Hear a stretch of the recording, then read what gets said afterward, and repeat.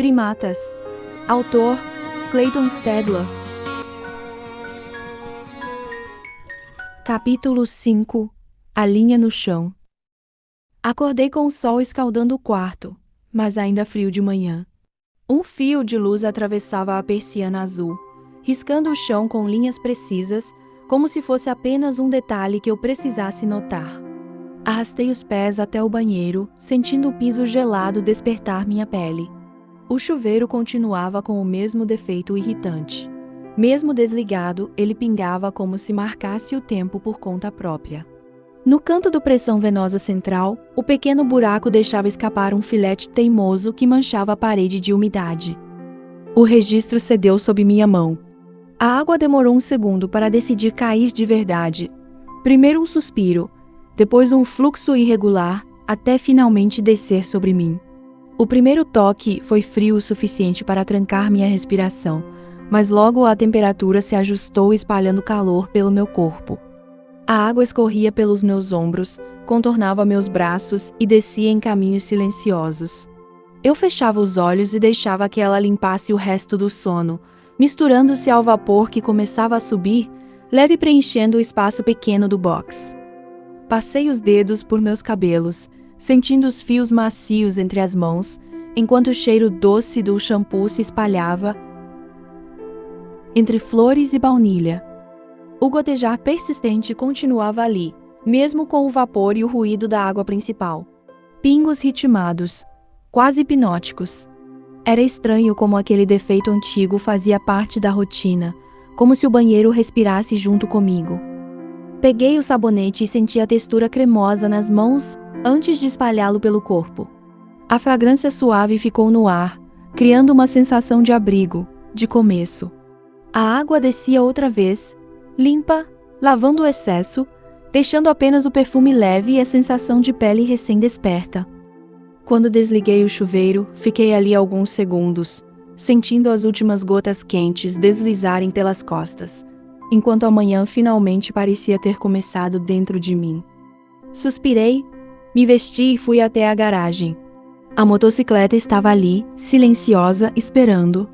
O cheiro de óleo e metal frio subiu quando empurrei o capacete sobre a cabeça. O vento me atingiu antes mesmo de ligar o motor, cortando o rosto, levantando os cabelos e o nervosismo que eu ainda carregava do dia anterior. As ruas da cidade estavam acordando devagar. Vidros dos prédios refletiam o sol, uma miragem de calor que ainda não chegava à pele. O ronco do motor parecia coar dentro da minha própria cabeça. Cada curva me aproximava do zoológico, mas o trajeto era uma linha reta de expectativa.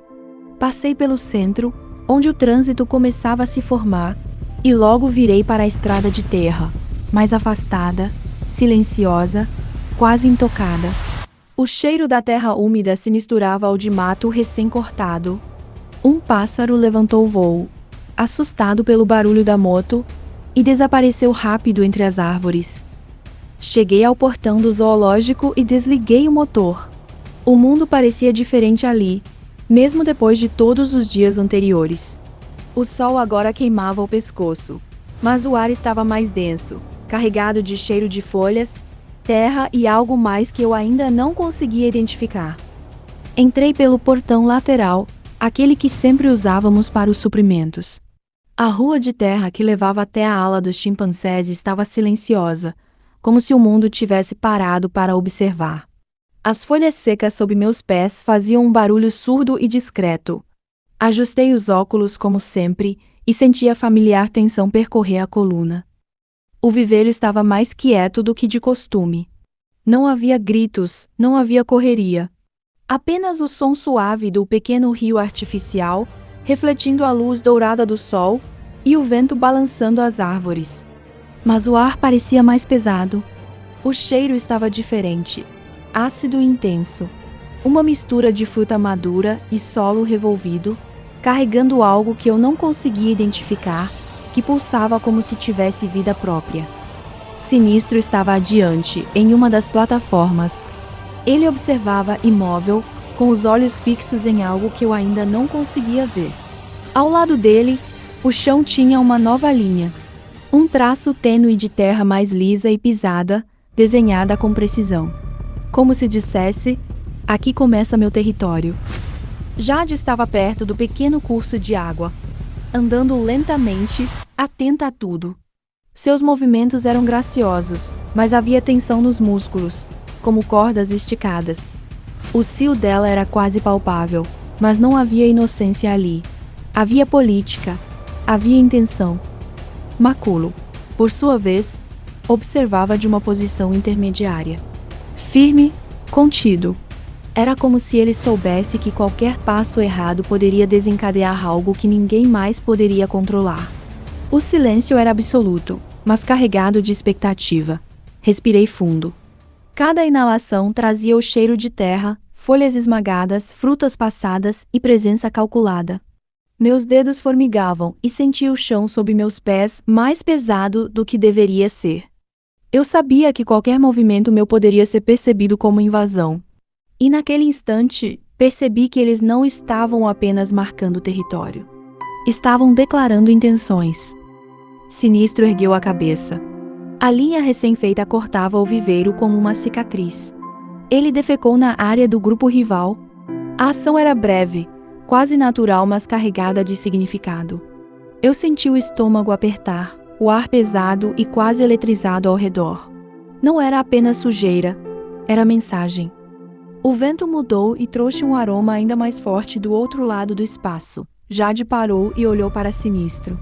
Os músculos dela se tensionaram.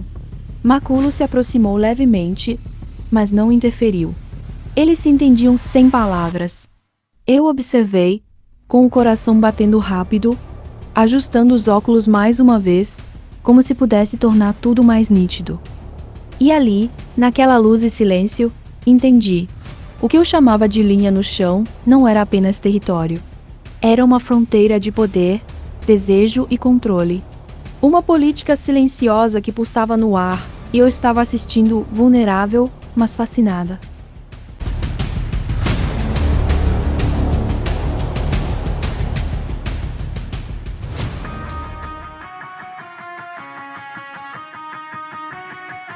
I woke up with last night's highlights.